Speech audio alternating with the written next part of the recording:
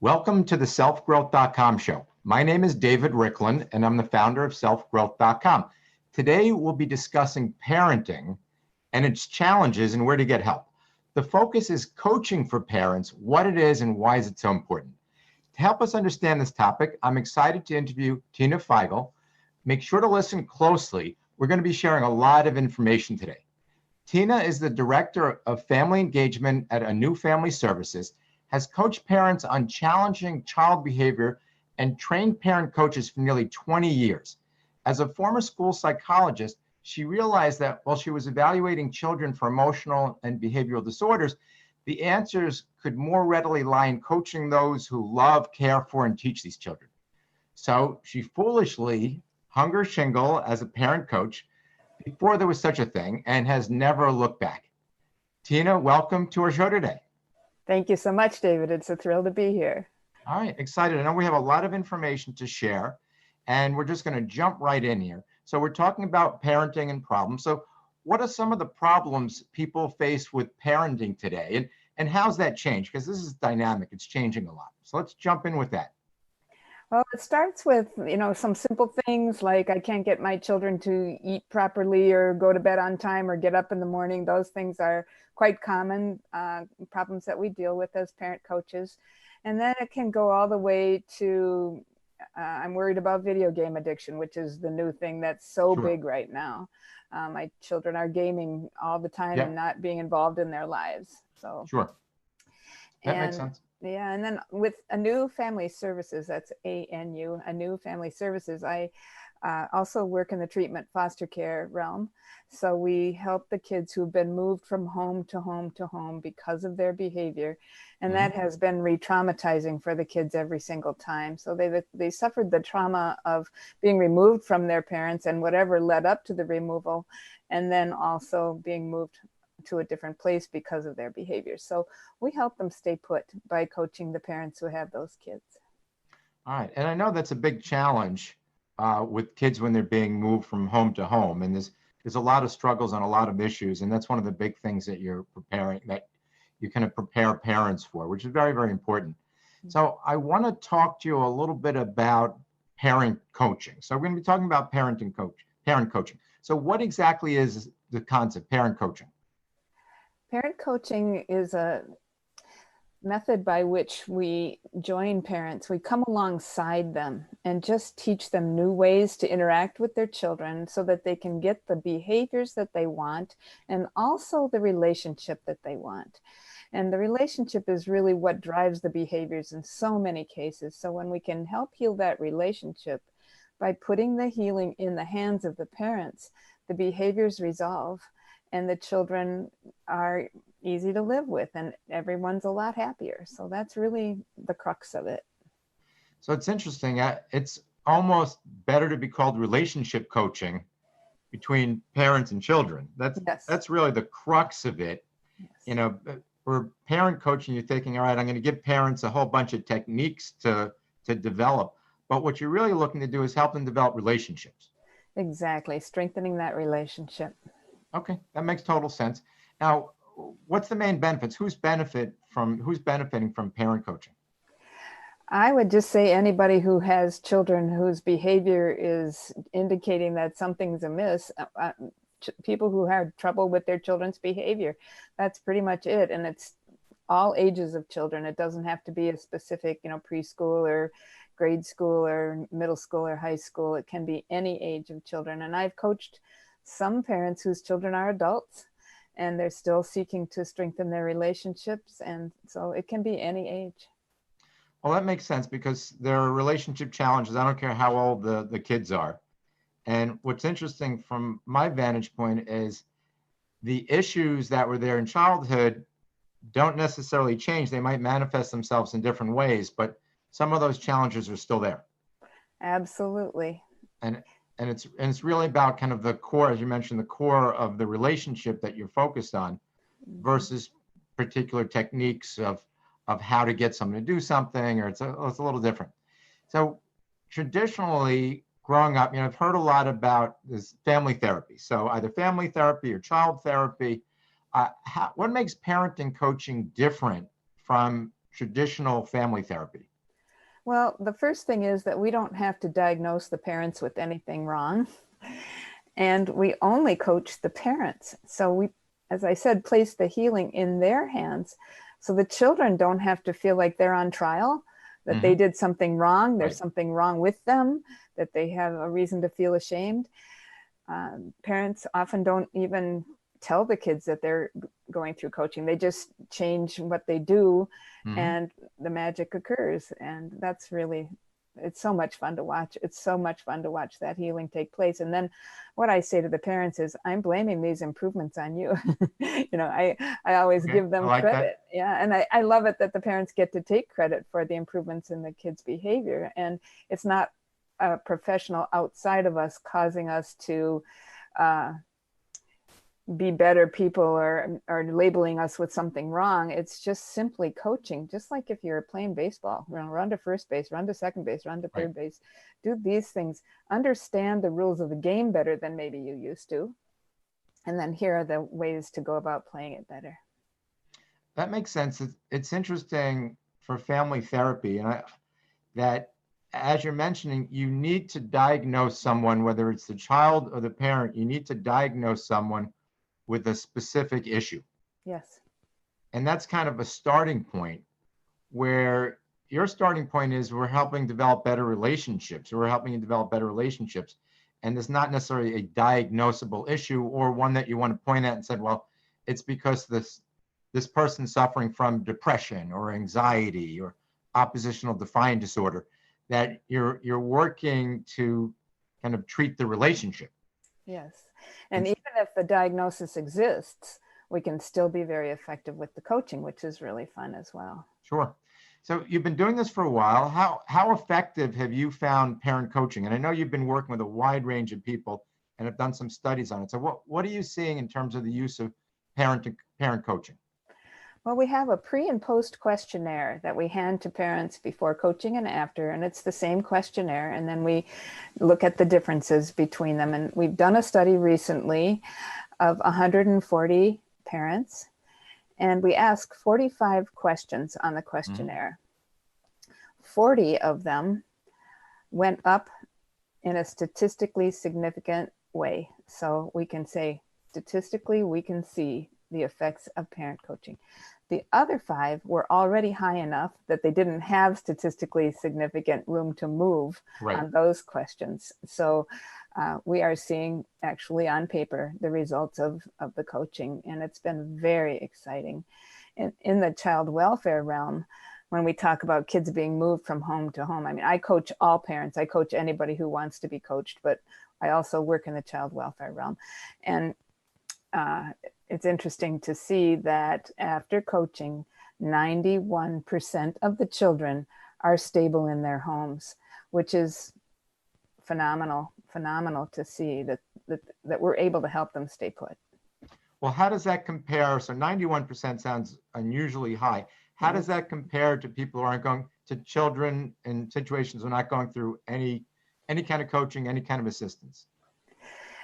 There aren't really statistics on children who enter foster care on how stable they are. No one has really been able to keep track of that because it's such a fast moving thing. But anyway, there aren't any studies that say how many children reach permanence once they go into foster care. But it's thought by the gurus of the field to be about a 20 to 30% rate of permanence for those kids.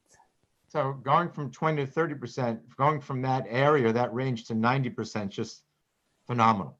Yes. And it's I just, sometimes when I have presented this, I think, if I was listening to this woman, I wouldn't be sure she's telling the truth about this, but it really is what we found. So. Well, you hear stories. I'm not in that area personally, but you hear a lot of stories about children just being bounced throughout their whole childhood. Yes. Which is a major issue, because we all know that if children are bounced from family to family and brought up in a somewhat unstable environment, they're not going to necessarily likely grow up to be productive adults, successful, happy, productive people. So this is really a game changer in that area. And by virtue of that, something having that much impact is sure to have impact in a family where the kids are with their own parents, Yes. or in some sort of structured family. Mhm. So the techniques must be working in a powerful way. But what I want to talk to you, I want to delve a little bit into what you do for parent coaching. So you have this concept called, I think it's called present moment parenting. Yes. So what is that method? What does it look like? Tell us a little bit about that. Well, present moment parenting is a set of approaches that I have created over the almost 20 years that I've been coaching parents. I have a book by the same title that's on Amazon, and a downloadable ebook. Oh no, it's a audiobook as well. Okay. Uh, so present moment parenting involves just helping the parents really understand what is going on with the behavior, that it's not just bratty kids, that it's not just kids who are defiant and oppositional just because they feel like it, or because they're bad kids, or something has gone wrong with them. It's really that children fundamentally are trying to survive. And if they look to their parents, and they're dependent on those parents for survival, Sure. and they see that their parents really see them in the present moment, in the state that they're in right now, then they can relax and they don't have to be oppositional and defiant and all the things that we see. If they're not feeling seen by their parents, then they have to rattle their cage. They have to make some kind of movement to get their attention. Sure. To be sure that they're going to survive. And this is all really happening at a physiological level. It's not really a decision that the child is making. So that's the thing that we take out of the equation, that it's willful on the part of the child. So it could be as minor as, my child has trouble going to bed at night. So I would teach the parents how to really tune into the feelings of that child and to just be present by just reflective listening. You're really worried about going to sleep tonight. You think that something might happen while you're sleeping. And this feels counterintuitive to most parents. This feels like I might be reinforcing their fear, but actually what you're doing is actively listening and reflecting that you're listening, which says to the child's brain, I'm going to survive. My mom sees me. My dad sees me. And then they can relax. So it's something that I just thought of this term a couple of weeks ago, physio-relational. It has a lot to do with the physiology of what's going on inside the child. And the relationship can be really healed when you understand the physiological pieces. So I started years ago talking about the effect of communication on the child's body. And so parents are maybe on different pages. One parent is being harder on the child and one parent's being easier on the child, and they're in conflict because they can't get to common ground. And I say to them, I'm not going to agree with you, and I'm not going to agree with you.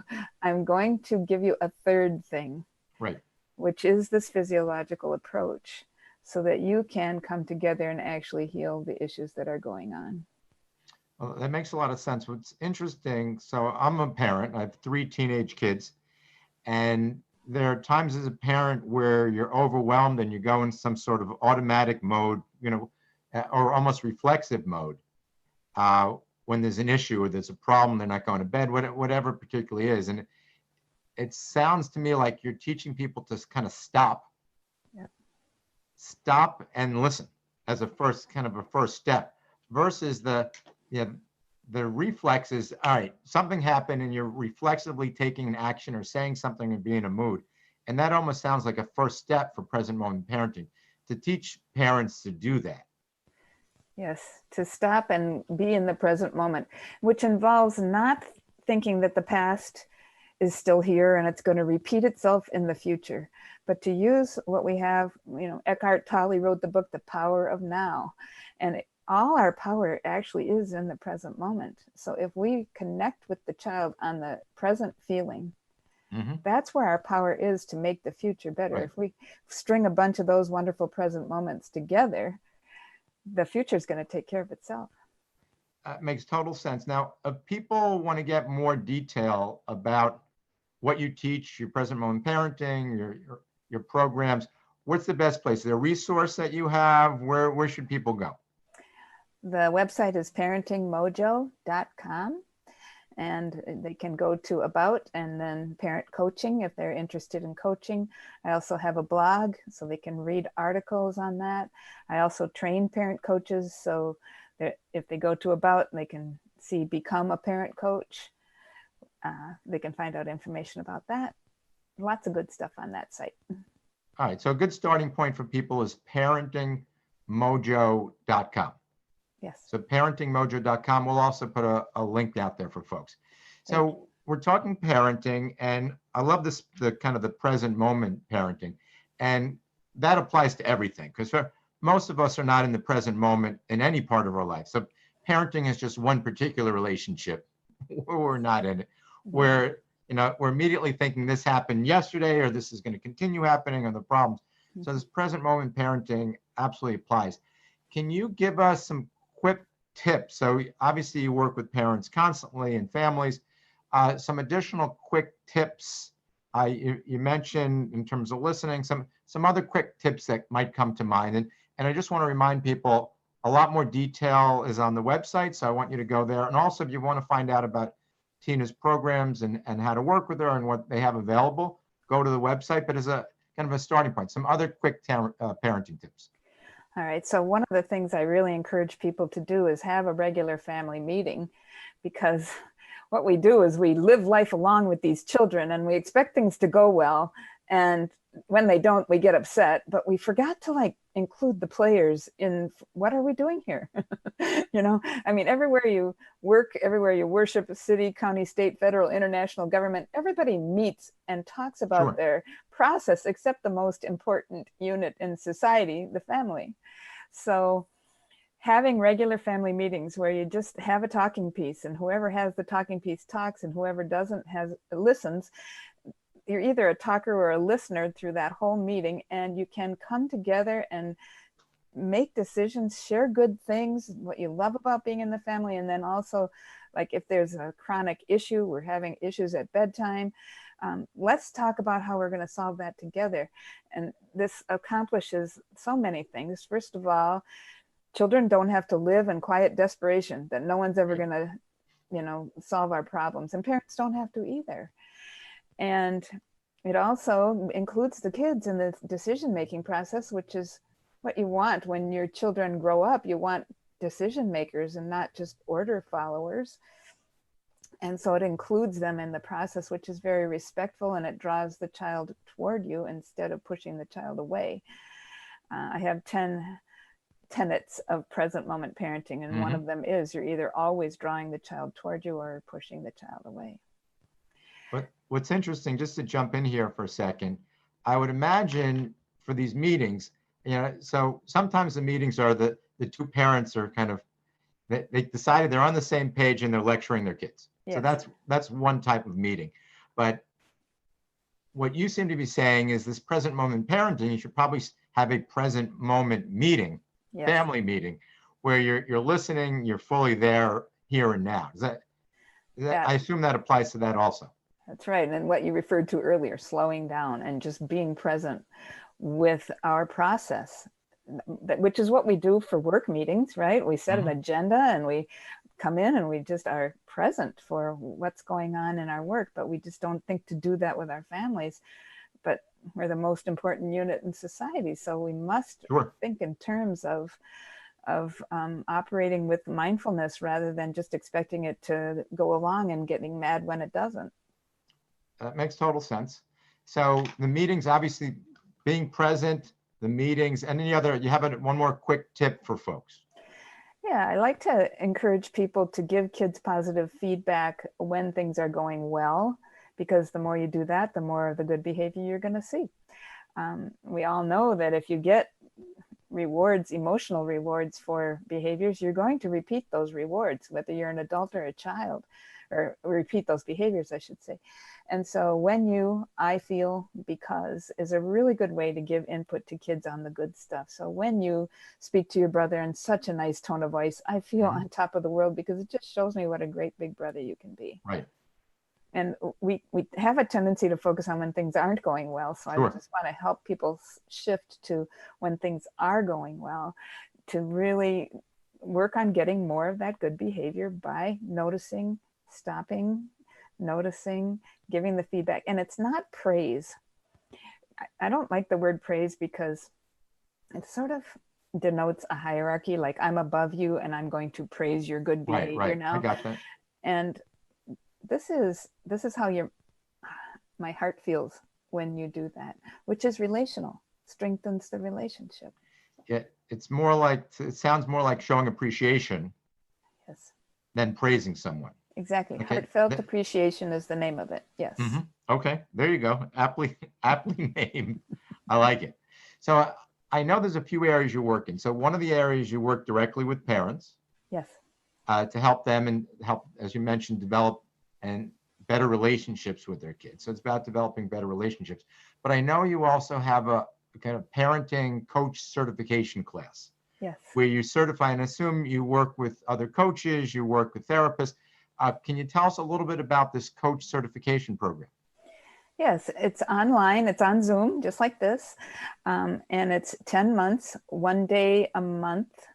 So, and it's from 9 o'clock till 3 o'clock in the afternoon. So it's a long day.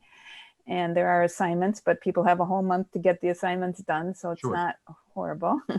And I work with a lot of professionals who are therapists who are looking to change to a different profession, people who are already in the child welfare realm and want to just strengthen their skills. So it could be anybody. I just require a 4-year degree in a child-related field. And sometimes I even use discretion on that, and people can come in if they've got background that is appropriate. So. Okay, that makes sense. And when's your next, well, a couple things. Where can people get more detail?